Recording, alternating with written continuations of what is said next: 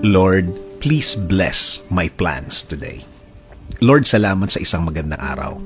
Salamat sa isang araw na pagbibigay niyo sa akin ng inyong proteksyon at pagmamahal.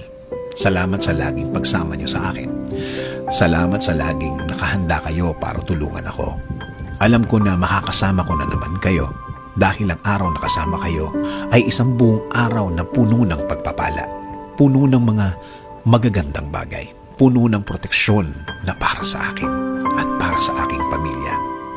Panginoon, marami po akong gustong gawin. Marami po akong naiisip na gawin sa araw na ito at sa mga araw na parating. I-bless mo po ang lahat ng aking plano ngayon. I-bless nyo rin ang bawat bahagi ng aking plano.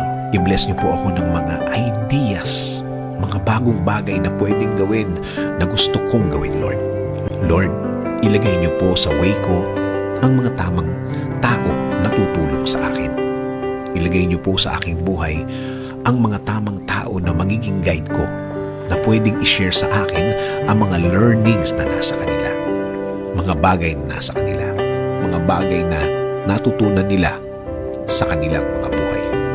Panginoon, niyo pong bigyan ng solusyon ang aking mga problema. Patuloy niyo po akong bigyan ng wisdom. Turuan niyo akong maging mahinahon. Turuan niyo akong maging focus sa vision na ibinigay niyo sa akin para sa aking plano, sa aking buhay. Kayo na din po ang bahala sa aking pamilya, Lord. Alagaan niyo din po sila at i-bless sa araw-araw ng kanilang buhay. Bigyan niyo din po sila ng proteksyon.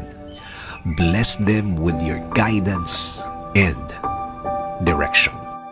In Jesus' name we pray. Amen.